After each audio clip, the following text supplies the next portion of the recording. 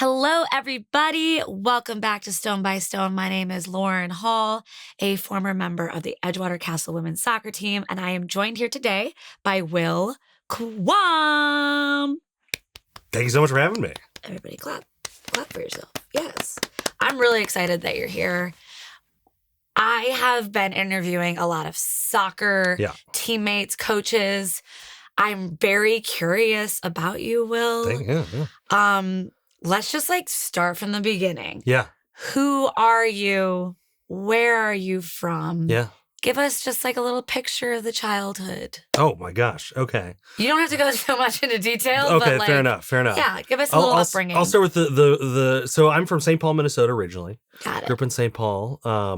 We were talking from a soccer perspective before, I was never really exposed to soccer as a kid. Yeah. Because I feel like I've watched the sport just grow and grow and grow in this amazing way. But when I was a kid, in my memory at least, I could be wrong, the Minnesota MLS team played at my high school, in my high school fields, which is Did you go watch? I never did. Okay. I never did. Classic. And now, 2 blocks or 3 blocks away from where I grew up is this massive Allianz Field, this massive stadium built by this guy, Bill McGuire, who owns the Minnesota FC, the Loons. And so my brothers go all the time. And so there's this huge culture there, which is so cool to see that come up. But I grew up in St. Paul. I moved to Chicago to teach theater. And I taught theater for a little while and did theater. That's how I met Andrew. Andrew and I met doing theater. Andrew Swanson. He's the connector. He's the great connector. This man gets around. He I does. just don't know how he just...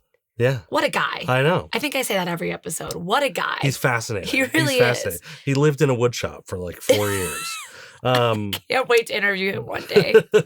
But now, for the last 10 years, I've been doing a project called Brick of Chicago, where I create walking tours across Chicago and focus on brick architecture and neighborhood history and all the wonderful things that make up the city in all these interesting ways that you could so easily ignore, but there's so much history you can dive way deep down into. And brick is sort of the thing I use as the entry point to all of that, but it goes so far beyond. You said architecture as a whole as well. Yeah. So did you study architecture? I did not. No, I studied theater. I have a liberal arts degree in drama with a minor in music history with a focus in jazz. The drama. Yeah. Wow. I've always loved architecture though. Growing up in the Twin Cities, there's a lot of great architecture there, a lot of really beautiful buildings. My dad was in the legislature working in the Minnesota State Capitol when I was growing up. So he was the old cool building. Incredible building, yeah. And so I got to go around through the guts of that building, and he really took the time to point out all these things. And once I got my driver's license, I would just drive around and look at buildings across the Twin Cities. So this is just a pure passion, you've always just been fascinated by this. It was always something I was fascinated by. And then in 2016, I made an Instagram account about brick. They say 2026 is a new 2016. There you go. So we're at our 10 mark here for you. Okay, yeah, exactly. We are. I was in the basement of Northlight Theater where I ran the middle school camp. And I started an Instagram account because I'd taken pictures of brick walls as I walked around the neighborhood. And I was like, you know what? I think let me start an Instagram. And then it just grew from there. It's this passion that is now, it's my full-time job now. Doing this is now my full-time job, which is crazy. I love hearing things like that because it's too rare for us to have our passion be our full-time project and job. And that's so exciting and inspiring to hear that you do that. Yeah. So literally 10 years. 10 years, yeah. At what point were you able to make this your full-time? By 2021, really. The pandemic was the thing that kind of kicked it all over the edge. Yeah. I taught my last class March 13th, 2020. It was a Friday. Was that right when they Monday, shut down? everybody went home. Yeah. And I lived in Ravenswood, and the school was William K. New Sullivan Elementary in South Chicago at 87th in the Lake. And my commute just got shorter and shorter every day for 2 weeks. And it was a great class. It was a great class to go out on. But then we all got sent home. Yeah. And I did a little bit of Zoom teaching, Zoom improv. Can't recommend it. Oh. At all. What were we doing? I know. we doing? But by that point, I'd done a couple of tours. As an extension of the teaching, it was a natural fit. My friend Patty, who runs a group called Chicago for Chicagoans, kind of, before I knew her, bullied me into giving tours. And my They're wife, like, you can talk. She was like, yeah, you have a personality. Hey, you got to give tours. You got to do this. and hired me to do my first ever tour. But my wife, she said, you've got all these pictures, because I had taught myself photography throughout this as well. You've got all these pictures. You've got this knowledge. You should just do this virtually now. And you have the theater background. Yeah. Do it virtually. And so in April 2020, I gave a virtual presentation that then throughout 2020 and 2021 turned into probably about 150 different virtual tour dates. Wow. Where I would give a talk on the history of brick architecture in Chicago, or here's a Rogers Park walking tour, or I did one of all of Western Avenue. Pardon me. All of Western Avenue. These things, I had one called Fantastic Bricks and Where to Find Them, which was, international. Fantastic Beasts and isn't that a and Where to Find, exactly, okay, yeah. So a riff on that, a movie I've never seen. Neither have I. But that was where I started to really feel the demand and the intense interest that people in this city have in history. Where was that demand coming from? Yeah, I think it's what is so special about Chicago is that people here have a great appreciation for this place, and they want to know more about it. They want to learn about it, and they want to engage with it, and they showed up in droves. They showed up in droves for it. And I think they want to learn from someone who is really passionate and is, it's the history, architecture, especially tours. The world is full of a lot of people who know a lot of things and just want to tell you every single thing they know. Ain't that the truth? Yeah. And so I think my theater background, and not coming from this world of architecture, of brick especially, my goal and my drive is just to be excited and make other people excited about it, And so I think people were drawn to that. But really, I give Chicago the credit. Chicago is a city people really love and want to constantly engage more and more and more with. I could not agree with you more. I grew up in the suburbs. I visited the city like a good amount growing up, but I never really saw the city for what it was until I, went through some life, lived in some different places and moved back here in 2021 during COVID, or maybe 2022. But anyway, I am so fascinated by the history of this city. And I think one thing that you said, I was never interested in history growing up. I would literally sleep through every history class, because notoriously history teachers are full of knowledge, but not engaging. They just tell you things. It's storytelling. Yes. Yeah, it has to be. I need to hear a story. Yeah. And it's very clear, even just from talking to you right now, you're a very natural born storyteller and teacher. So what a great fit and niche you found for yourself to be passionate about this and really just run with it. Yeah, it is kind of a constant surprise that it has worked out, and a constant terror that it might not. I feel that. I'm a full-time musician. I have that. I have that fear every day. You get it. Yes, I do. Oh God, I'm very inspired by how you've made this into something beautiful and big. And we were just chatting a little bit before we hopped on this. Sorry that you didn't get the full combo, but I was doing my preliminary research about you, and I hopped on the Brick of Chicago Instagram. Yeah. And first of all, 45,000 followers. Yeah. Is a lot. It is. And a lot of those have showed up recently. I had a post maybe 2 weeks ago that went crazy. Viral? Yeah, it's 30,000 likes, and I got a lot of followers from that. I wonder what that's about. It's a great building and a great picture. I'll take some credit for that. Listen, hear me out. Bears, go Bears. There's a lot of Chicago attention right now. There's a lot of Chicago attention. But yeah, of course, your work. That thing is especially with social media and stuff, is you could put out amazing work every day. Yeah. It's what catches and it really is. It feels like a crapshoot at times. Sure, it really is. Yeah. Just gotta keep creating. But it is nice too, because you get it's not only Chicagoans who love Chicago, it's people everywhere love Chicago. I love that about and so this city. It draws in a lot of people from all over the place. So I get to have really interesting conversations with people from all across the world about Chicago. I love that for you. A lot of my friends follow your guys' Instagram. You have great friends. I do. They have great taste. Yeah. Let's chat a little bit. I know I want to do a crossover between what you are interested in, what you show, and Edgewater and soccer. And I know you didn't play soccer growing up. I did not. My parents are neither of them athletic. They met at a high school debate tournament in Southwest Minnesota. You're blaming your parents for your lack of athleticism. I mean, yeah.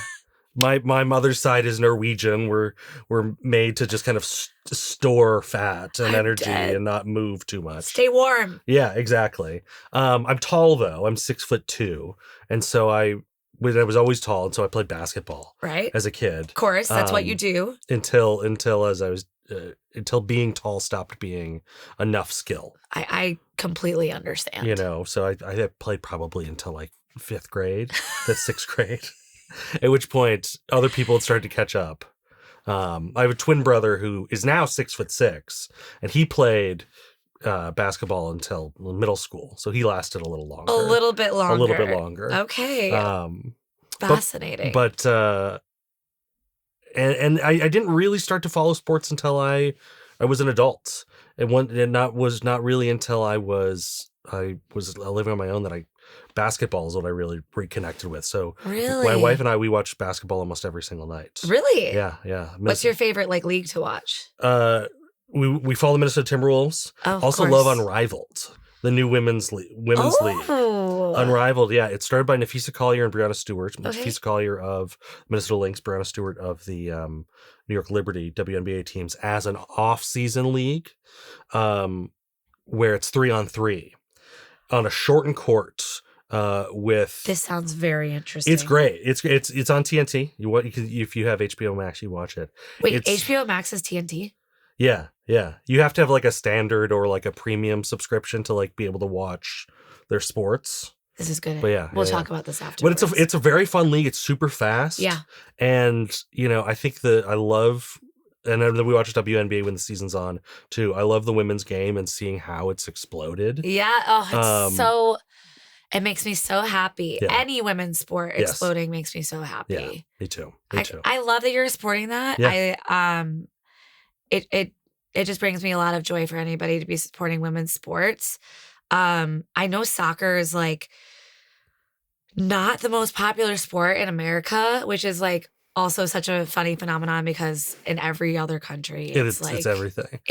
Football's life. My older brother lived in Chile and Colombia and Argentina, and I watched I believe it was Colombia versus Chile game with him in a park, and it was just the number of people and the passion and they won on penalties and just like the streets, and it wasn't an important game. No, it's any soccer game. Yeah, the streets stop people. It was incredible.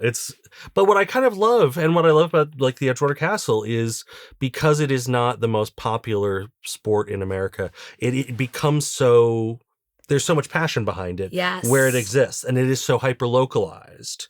And, I've seen it with the Loons in St. Paul, in this brand new stadium in my old neighborhood, where so many people come out for it now. My brothers are going to those games all the times, and they had no interest in soccer growing up, but because it becomes this very hyper-local thing. Yes. It's got like a cult following. Yeah. I love that. And I remember the first game that I played with Edgewater. I mean, when I joined the club, I had no idea what I was like getting myself into. I thought it was like a Sunday beer league. I was like, we're chilling like on a Sunday, gonna play some soccer. Instead of beer, it's Kool-Aid. Yeah. No, here it was like everybody else is drinking beer. There's concession stands. Like people are like carrying scarves, and I'm like, who are these people? I love that too. The language of it, that the scarf is the thing. It's like crazy to me. Yeah. But also so this podcast is called Stone by Stone. we have had brick like designs on our jerseys before. I recognized your logo because we had your logo on our shirt at some point. Yeah, I was a shoulder patch sponsor, I think 2 years ago. Yes. Which comes from my relationship with Andrew, where he reached out and said, hey, would this be something you'd be interested in? And absolutely, because it is this hyper local thing. And I heard from a ton of people. I had a lot of people who took my tours who said, I like learned about you through the Edgewater Castle, or I saw you sponsored the Edgewater Castle. If that ain't a pitch for sponsorship, I don't know what it is. It is, yeah. But it's this great crossover of these local things, of things that, you know, people get passionate about, and the same audiences. Yes. You know, I think there's a lot of overlap between people who enjoy what I do and come on my tours as people who go to Edgewater Castle games. I couldn't agree with you more, actually. It is that like community, the history, the feeling of being there before everybody else gets there type of thing. Yeah.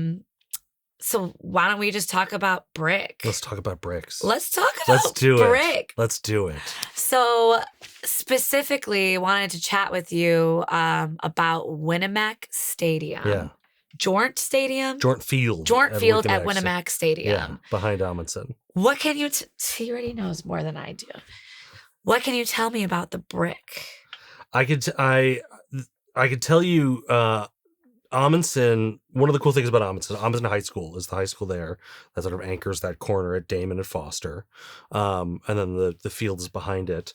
What's really cool about Amundsen is it is identical to a bunch of other schools across Chicago.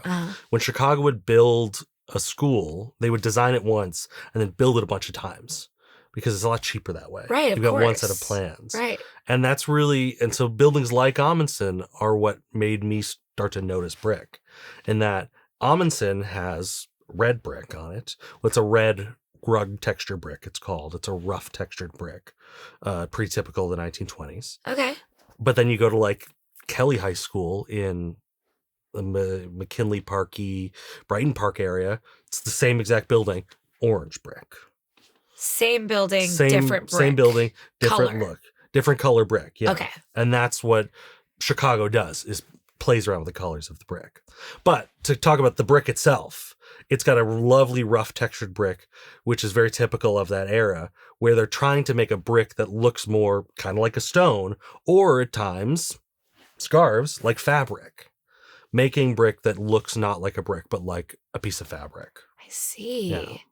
And that's just their aesthetic. Pure fashion. It's pure fashion. That's the thing about brick, is it is an integral piece of fashion. And it changes as much as clothing fashion does. And it shifts and references backwards as much as clothing fashion does. Is this like a 5-year span or like a decade? It's like 10, 15 years. Okay. Yeah. To the point, where I can look at a building and based solely on the brick and the way the brick is used, tell when it was built. Okay, I have a question for you then. Please. You can have this disease too. My fiance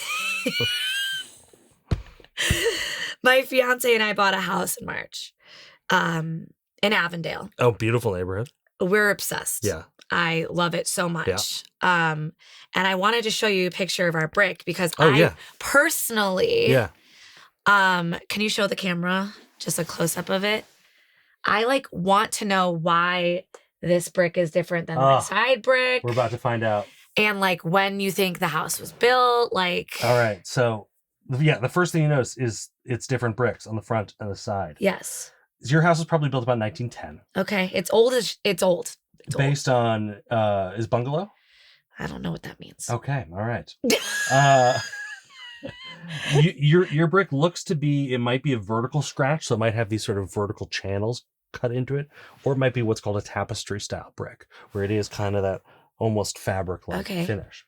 The reason you have two different kinds of brick is because there's two categories of brick when you talk about brick. There's face brick, that's the nice brick, that's the fashion brick. Okay. That's the bricks that's changing every 10, 15 years as fashion changes.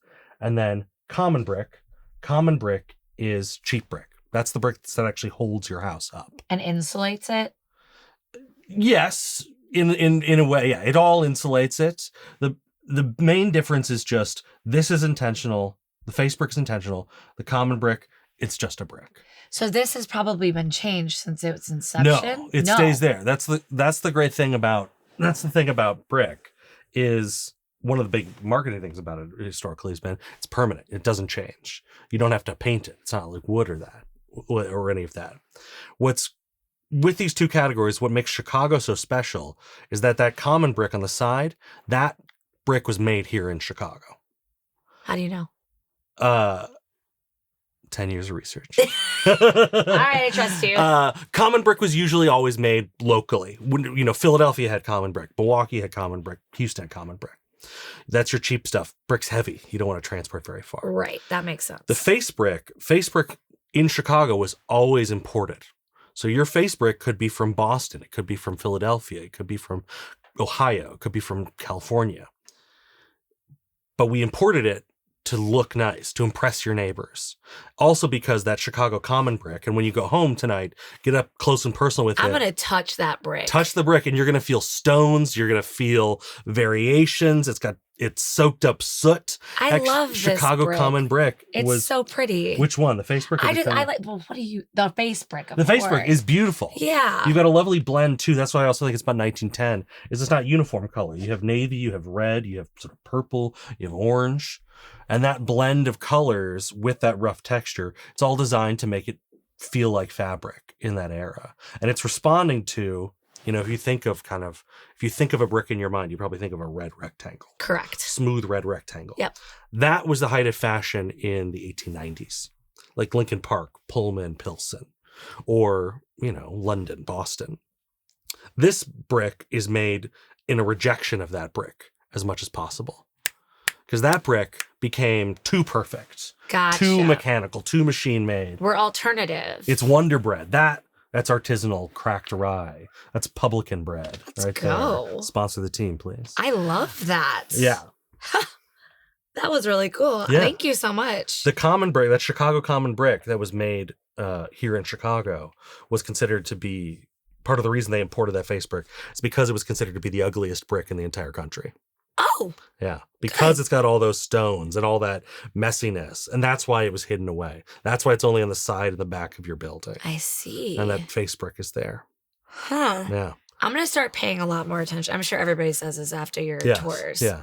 That they were going to start paying a lot more attention. But if you look at all your neighbors, go look at buildings all across the city, you'll see, you look at the side, the brick is different. It's that cheaper brick. Shitty brick, nice brick. Exactly. Got it. Exactly. That makes a lot of sense. Yeah. He's like, yeah, of course. I have one more question for you before we're going to take a break after this question. But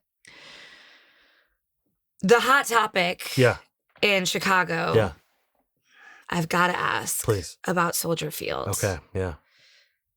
There's a lot of things I could say about it. I mean, first of all, what are your thoughts on Soldier Field? It's the oldest stadium in the NFL, correct? I think so. I believe it is. My parents were too afraid of CTE that I was not allowed to engage with football at all as a child. Honestly, probably a good choice. Yeah.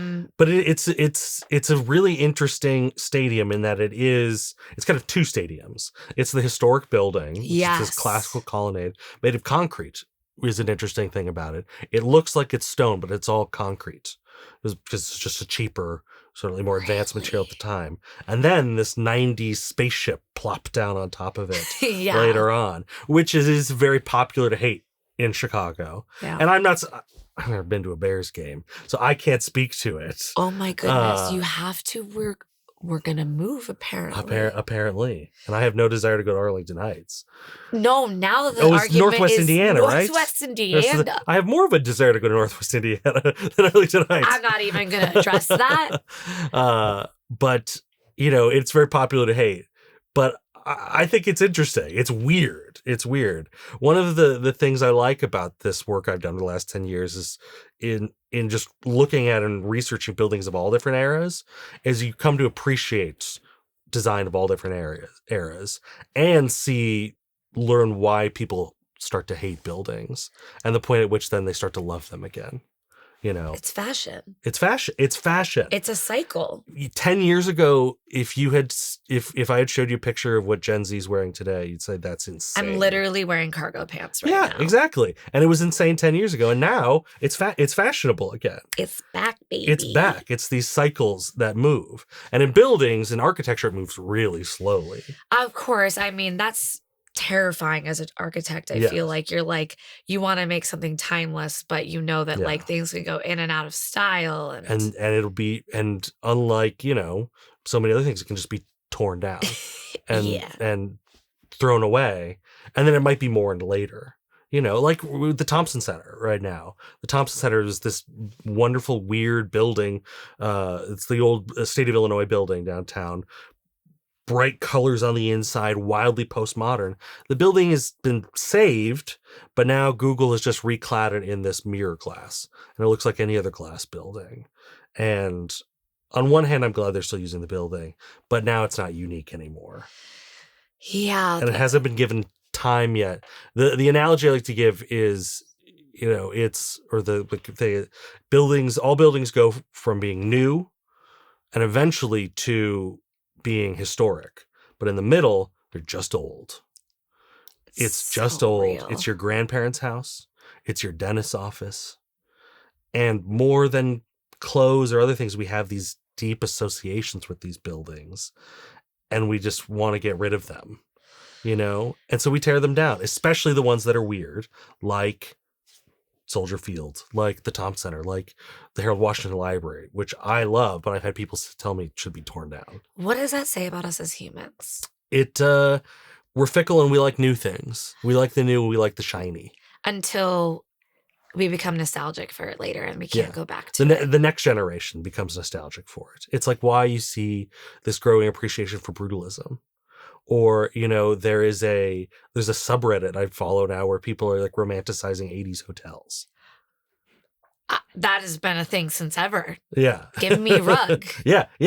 Exactly. Give me rug. Exactly. Because for now, everything's so gray, glass forward. The millennials, they really grayed everything out. As a millennial. I was about to say I am also that. The millennials, derogatory. Yeah. We've done other this. millennials. We did this to ourselves. Yeah. Where now, it's these swings. It's these back and forth. It's all about the balance of appreciating history. It is. And not reusing something that's broken, I guess, Yeah. Would be the way I would think about it. Yeah. These are all good combos. I mean, I feel like I can get really deep with you about bricks. Yeah. And we can. The deeper There's a lot more. There's a lot more. Everything. Believe it or not. Oh my God. There's a lot more. We're going to take a quick break. Listen. We're going to take a quick break, hear from our sponsors, and we'll be right back to talk about brick, ECFC, and more brick.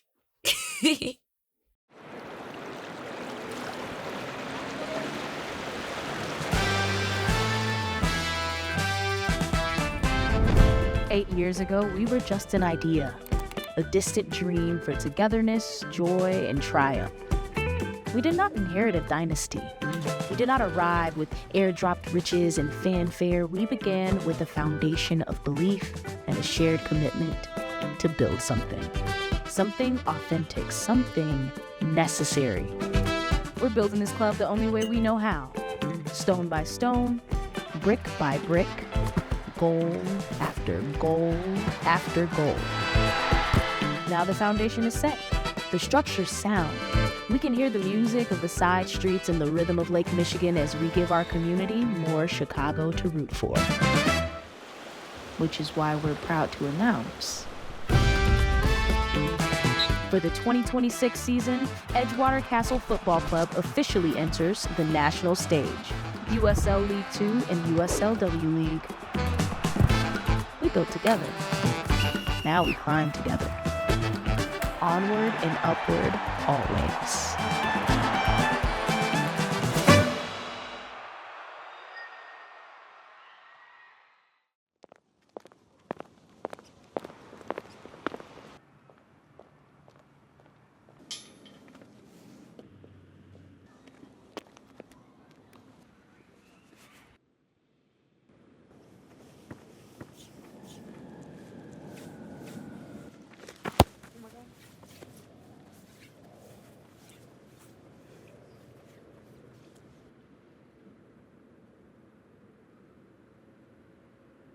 Welcome back, everybody. I am here with Will Quam.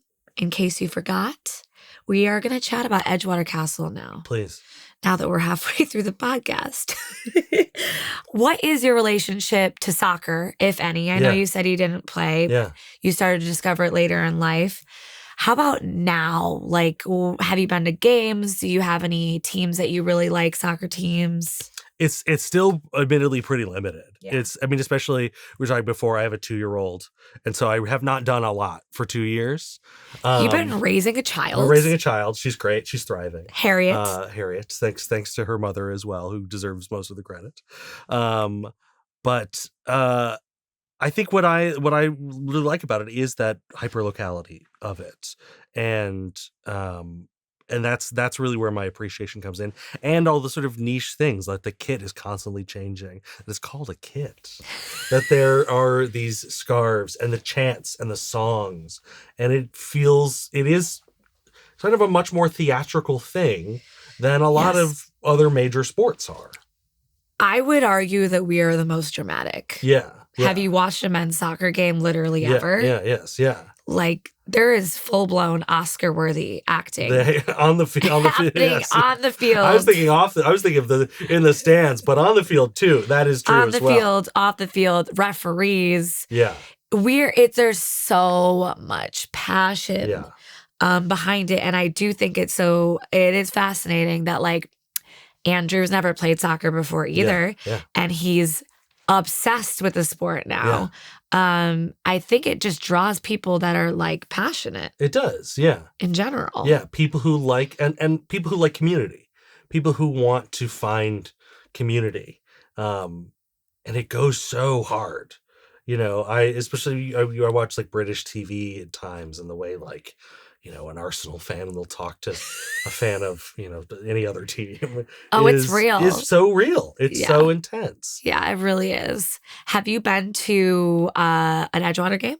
I actually never have. Okay. Because Andrew, it all sort of really took off, and I became aware of it through Andrew. Yeah. Through knowing Andrew in the pandemic, and, you know, in my awareness. And then I live in Oak Park now, and so I'm further away. That's far. I'm further away, but I would love if there was an Oak Park team that I could become. We do not need competition. Okay, sir. Fair enough. You have to come to an Edgewater game. I just think the environment gets better and better. Yeah. Like, even 2 years ago when I joined, I was, like, blown away by the people that were showing up. That, like, I thought it was gonna be like moms and dads are coming. It was like randos who just, like, heard about our team were coming and watching us and cheering for us. And it's like, it's only gotten better. That was the cool thing when I had the jersey patch, where I such a wide range of people who came on my tours to be like, oh yeah, I'm already an Edgewater fan, from all different walks of life. I love and that's the great thing about Edgewater too, is it's people from all over the place, all over the world, the country. It really is. Yeah. And Winnemac is going to be even more of, like, an elevated experience. I feel like being in a stadium, being surrounded by bricks, by all those bricks, so much brick, and a lovely natural little prairie area too. We are very lucky. It's a phenomenal park. When through the first 2 years of the pandemic, my wife and I lived pretty close to Winnemac Park, and so we spent so much time over there, and it's such a beautiful area. Those are like godsends during that time. I saw there's a lot of green patches on the map around that area. So if you just want some freaking fresh air this summer, guys, like, you have so many chances to catch really great soccer and also be just, like, surrounded by the coolest environment. And we will get Will to a game. You will. That's a promise. I'll bring my daughter too. I'll bring her, and that's I think another thing I really appreciate about soccer is, you talk about, you know, people, how it's changed, is there is so much, there's so many inside jokes, so to speak, in soccer, that you do grow your appreciation game by game by game as you learn things. And then things are constantly changing too, as players change. And there's 99% Invisible did a podcast episode about soccer songs and the songs that come up for players and how they're constantly changing. And it's like, oh yeah, wow. We're drama. You don't, I love the Minnesota Timberwolves NBA team. You don't get that in a Timberwolves game. It's something about the culture behind the game. Yeah. It's just, dare I say, unmatched. Yeah. And it's accessible. Yes. That I think, like Andrew coming from a theater background, it's the ability to make things accessible to people is so important. One of the things I do in my tours is I offer a 2-tier pricing, where I have a full price ticket, but I always make available a lower price ticket for anybody who wants to take the tour but can't pay out a full price. Right. And that came from theater and this idea of, okay, everybody wants to engage with these things. Everybody wants to engage with sports. Everybody wants to find community. And Bulls tickets are crazy expensive. Even, we talked about that WNBA. I've really wanted to go to a Sky game, and I haven't been able to justify the price. Right. Oh God. I mean, seeing a show. Yeah, and seeing a show. It's that same thing, and I think this club specifically was built on accessibility and inclusivity, and that is from day one been one of the values that Andrew has made very obvious to all of us. So that makes sense that you guys. I think that comes from that theater world of it's not worth it if people can't come see your show. Right. I don't want to turn anybody away. If people want to consume what I'm giving them, bring them all. Yeah. Bring them all. So Edgewater. Yes. You knew because of Andrew. Yes. Yeah. And of the knowledge, I mean, you're just really stepping into it. We're going to make you a bigger fan and even more into it now. Of your knowledge of the soccer world in Chicago and everything, do you think that Chicago sports has room for lower division pro teams like Edgewater? Absolutely. It goes to what we talked about. The pro teams are great. They're hard to engage with in person because it is it's expensive. But also, I can't go out for a beer with Kobe White after a Bulls game. But I can with an Edgewater player. You're so right. Presumably. Yes. And so that is something that is so different about that lower level, where you get to experience all the same stuff in a more accessible way, where you can get even more in depth and more intimate with it. I love that. Yeah. I could not agree with you more. Also, I think that's true with most things. You want to be included, and I've always this is my metaphor as a performer. I've always dreamt of being on a huge stadium tour. Sure. But every time I've been on a big stage where I can't see the people in front of me, I don't get the same feeling. Yeah. Unless I can see those people's faces and sing to them and see their reactions. Yeah. And I think that's the magic of that intimacy. And I'm sure you felt the same exact way on stage. Exactly. That's how I feel on the soccer field. I am You want to know the people who are cheering for you. Yes. You want them to know you. I think I get a lot of this, I think, too. Just with this kitchen. My grandmother, who's been a Minnesota Golden Gophers men's basketball fan for her Golden entire Gophers. Life. The Golden Gophers. University of Minnesota is the Golden Gophers. I won't sing the fight song right now, but I know it. I mean, you could. But my grandmother has been a season ticket holder for the University of men's basketball team for 76 years in the same seat. They just honored her last year. She's the longest season ticket holder across any sports at the University of Minnesota history. Grandma. Her dad bought her the seat as a gift when she was 17, and she still goes to every game. And there's been times where she hasn't gone, but she knows all the players. She knows the coaches. She knows everything. And the University of Minnesota, it's not a university where in the basketball world there's one and done. You go to Duke, you play for a year, you go to the league.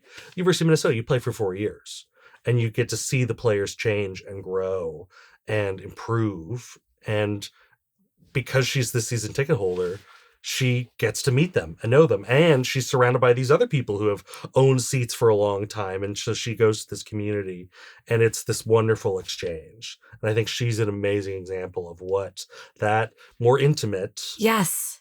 smaller scale thing can do.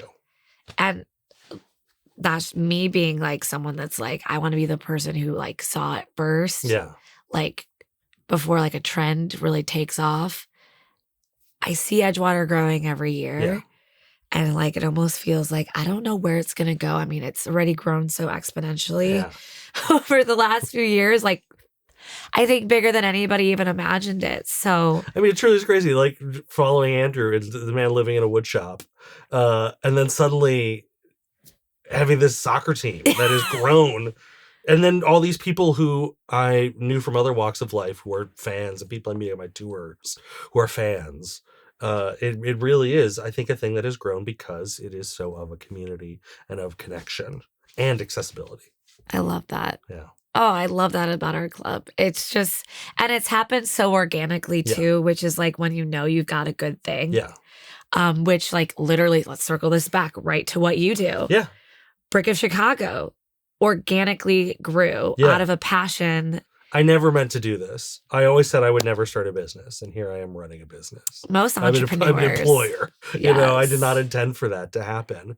But it's a thing where I did not set out with this like growth mindset of, you know, my older brother's an MBA, and he'll call me every now and then, but like, you thought about doing this and this and this and this? Like, I don't. I love the unsolicited marketing advice. It took me a long time just to charging people money for things. Oh, it's you tough. know, it's because this is, I want this to be something people can engage with. Of course. And people will want to engage with and keep coming back. One of the things I'm really proud of is I have 11 tours that I give. And I have people who've done all 11 tours. Who then started coming back and doing others. And on every single tour I give, there's usually 2 or 3 people who've taken at least one tour before. Yeah, I'm sure. I mean, because you're doing them in different neighborhoods and stuff, right? 11 different neighborhoods from Rogers Park down to Beverly, out to Oak Park and Austin, and everywhere in between. And you know, they're all different. And that's the wonderful thing about Chicago, is that I'm trying to pick neighborhoods that tell different stories and make that accessible and create points where people can dig deeper into a neighborhood after that first introduction. And so, you know, sort of pivot to talking about what makes Chicago so cool. It's how many different lives every neighborhood has had. Yeah. You know, Edgewater specifically, Edgewater, you know, was the boonies, was part of the town of Lakeview outside of the city of Chicago. Most famous originally for being the place where they moved all the bodies. The original cemetery in Chicago was Lincoln Park. The problem with Lincoln Park is it's below the water line. So water got in the bodies, and the water then got in the living people. And so they disinterred the bodies. Oh my God. Yeah, right? They disinterred the bodies. It took me a minute to take that all in. Okay. And moved them to Rose Hill Cemetery. Not very far from where we are here. I know where that is. It's above the water line. Yes. And the community grew quite slowly, eventually became part of the city of Chicago in 1889. And then Edgewater became this resort town. Edgewater became a resort community because it was accessible but far away from the business district, right by the lake. There was no Lakeshore Drive there at that time. The Edgewater Beach Hotel, the Edgewater Beach Apartments, which are still there, the sort of pink tower building. Yep. And it was this kind of vacation-y resort area for people on the weekends. And you had all these like Victorian houses being built. Oh my gosh. The Swedes over in Andersonville. And then it became this very dense working class area. And then in the 80s, it became kind of this slightly more hip, chic area. And one of the things I was doing, I collect old Chicago tour guides from all different eras. Uh-huh. And so I was looking at my guide from 1892. Oh God, that must be so fascinating. It's so fast. It's really, really fascinating because the things that people focus on change. And you know, a lot of the early tour guides, for example, they don't talk about restaurants at all. There's no talking of restaurants. You're not here for restaurants. Instead, they're telling you, here's where the famous people live, and they're in their big houses, and you can go ride by them, you know. Or they talk about Edgewater, even after it was part of the city. They talk about it as one of those beautiful areas within the city right by the lake, and these lovely hotels and, you know, sort of clean air. And then I was looking at guides from the 90s, and it talks about Edgewater as being, and Edgewater and Andersonville being this like lesbian neighborhood and this place of these young professionals, and you have Boys Town and then Edgewater Andersonville as this lesbian counterpart to that. I mean, Andersonville still, I think, still, it's I first lived in Andersonville when I moved to Chicago, and there was still a lot of that there, and now there's a Sweet Green and stuff. Not the Sweet Green. That's when you've lost the neighborhood. A Sweet Green in the Hamburger Mary's is a little upsetting. But you see the way things are different. And Edgewater, another funny fact, Edgewater is the 77th neighborhood in Chicago, so it was not its own neighborhood. Edgewater was part of Uptown, statistically, administratively, for most of its history. But in the 80s, as Andersonville and Edgewater became more the sort of independent thing, they kind of split off, and it became its own independently recognized area. I love hearing how neighborhoods became a thing and how they've changed. Yeah. It's just, they change so fast. They do. Too. In relative time. Yes. Of when I moved into Logan, when I first moved to Chicago, my dad grew up in the city in 1970s. Yeah. So it was 1970 to 80, whatever. And he was terrified. Yeah, sure. For me. Yeah. And I'm Dad, we're going to be fine. It's not the same as it was in the 70s.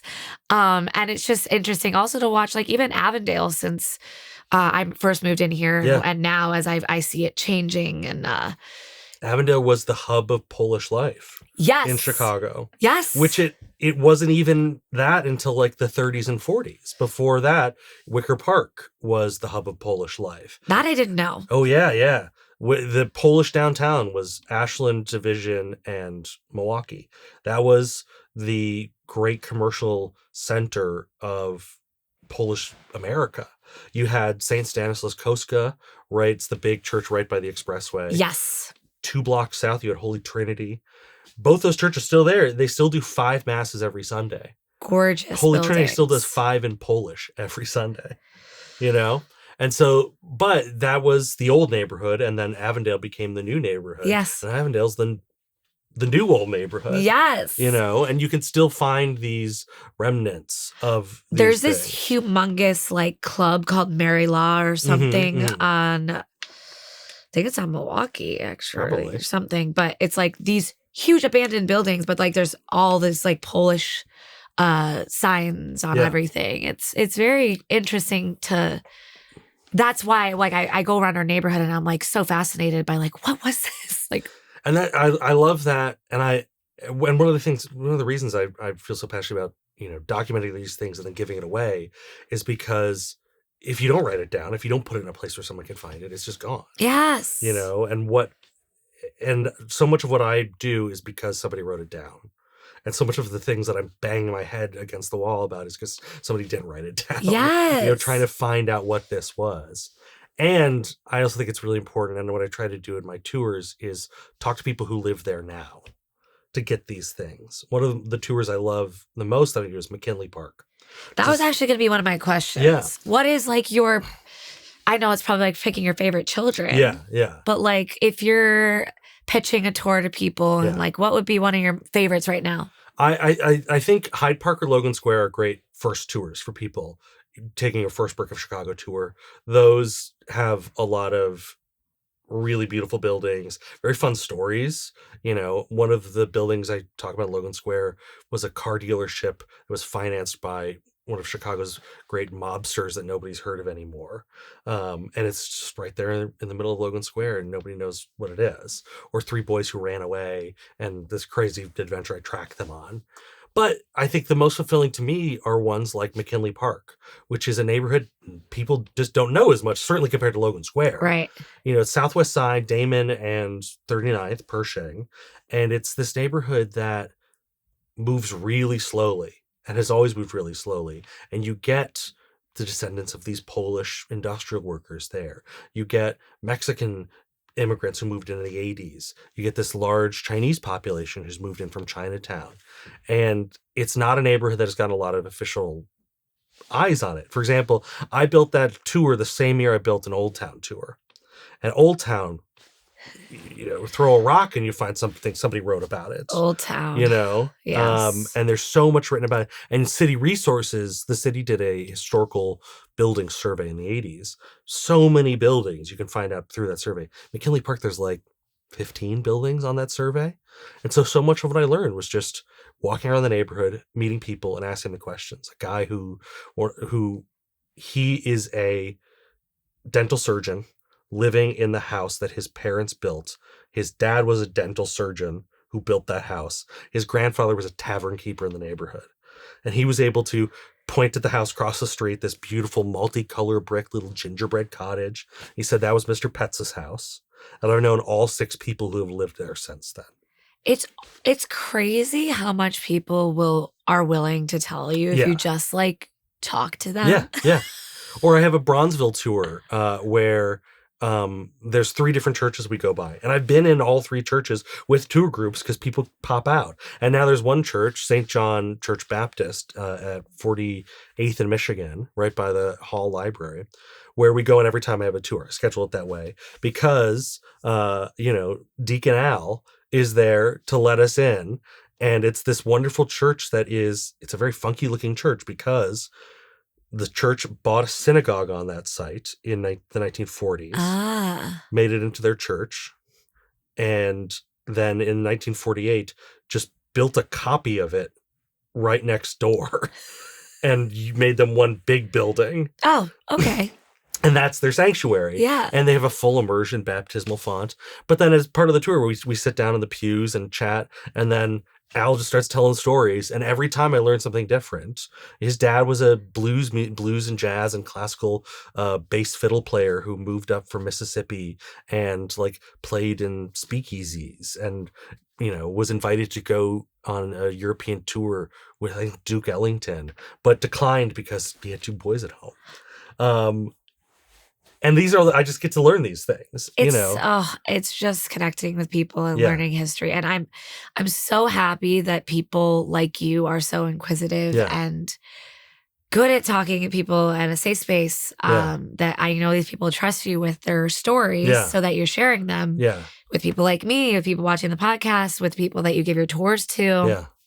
You're doing a very wonderful thing. I know you probably hear this a lot, but like, it's thank God there are people like you out there. I appreciate that, and I'm absolutely not alone at all. Too, there's so many. You did say you're an employer. I am an employee. I have my admin, Jean. Shout out Jean. Go Jean. Another theater person. She's an equity stage manager who makes my life so much easier. The theater. And I'm hiring a guide. I'm hiring a guide this year for the first time ever, which is kind of stressful. I'm sure it's terrifying. I've never hired anybody before, but it feels like bad. The closest thing is casting, which I really hated doing. But it's a way to create a bigger community where I can focus more on building other tours, but it's also, I have a kid at home. That is my next question. What is in the future for Brick of Chicago? Yeah. I mean, I always feel like it's great to have a blueprint and like goals, see where it goes. Yeah. I'm sure it's already exponentially grown more than you even thought it ever would. Has, yeah. So like what are some of your goals? What do you want to do with? Yeah, it's, I think I try to keep a healthy balance of, planning ahead, but also seeing what happens. 10 years ago, even when I started this, my goal was to be the education director for a theater. A job I would have been terrible at. I would have been horrible at that job. And before getting here, I had so many other things I thought I was going to do. And I never thought I was going to do this. And so I try to keep it as much of an open mind as I can and allow myself to pivot. Absolutely. But, bringing a guide in and maybe more who can learn the tours, but then bring their own personal spin on it. I in absolutely no way want to just have someone regurgitate my stuff. I want somebody who's excited and interested. Yeah. And wants to and has that desire to give things away. Where I can focus on building new tours and connecting with people in other ways. I have a book coming out. Oh my gosh, what? I have a book coming out. May 5th is our launch party. That's so exciting. It's called Fire and Clay. It's the University of Chicago Press. It's a history of brick architecture in Chicago, but also, like we talked about, a guide sort of to using brick as a way to better connect with the city, to explore the city. My jaw's still... And create connections. That was a crazy process. That was 3 years of... I can't even imagine. Of writing, trying to convince myself, I'll finish this before the kid is born. And then she's born and being like, I can finish this now. And then, I was only a year and a half late on my deadline. It's fine. You're an artiste. Thank you. But that has been really fun to create. But then I'd like to write another book and, maybe something with these stories I hear from people and creating these connections. I would have that book. I appreciate that. I would put that on my coffee table after reading it myself. There you go. And so when all my friends from not Chicago come to visit, that they could read about Chicago. There you go. I love the word like Studs Terkel. Do you know Studs Terkel? Absolutely no idea. He's a great Chicago journalist who did these oral histories. His most famous one was Working. It was made into a musical as well, where he just, Working is, the subtitle is, people who work all day talk about how they feel about what they do all day. And it's people of all different stripes and kinds. And he did so many different books. He did, one about the Great Depression, one about World War II, one called Division Street, which is about, this fissure opening up in America in the 60s and 70s. And so he's someone I really idolize, and I'm like, okay, how can I do a percentage of that? I love that. And I don't know, I like to just keep finding new things and finding rabbit holes I can go down. That's what it's about. You quite literally stumbled upon what you're doing right now. Yeah. And I think that's beautiful because you're not forcing anything. Yeah. And maybe windmills next or something like that. Who knows? I tell my wife all the time, like, man, it's like I can't wait for 20 more years when I get so into trains or something like that. She's like, Lord, she already has to deal with my brick collection. I'm dead. 75 bricks in the backyard. Are they like configured in a cute little way, or is this like your own museum? They're in piles mostly, but I am going to build with my father-in-law like a shelf for them. Yeah, you've got to have your own museum at this point. But it's when we lived in Ravenswood in a second floor apartment, I had them on the mantelpiece, and then it was maybe 45 or 50. But at one point, I was supposed to have a 1 in, 1 out policy, but. Yeah, my fiance also gave me that policy for thrifting things. Yeah, hasn't worked out. You can't. It's hard. You can't do it. That's what you have a house now. You can put it everywhere. Yeah, there's storage space in places that he doesn't know about. Yeah, exactly. And so it's I love my at least I'm a member of the International Brick Collectors Association. A group, not shocking. Yeah, no. You get a typewritten card. It was started by a couple of old guys in the 80s, splitting off from the Barbed Wire Collectors Association. So wow, I tell her at least it's not that. Oh my gosh! To tie it all back into Andrew. Yes. At Jackalope Theater, when they had the Frontier, which was their little performance space, that they did such an amazing job of opening up to the community. I worked on so many shows with different companies there.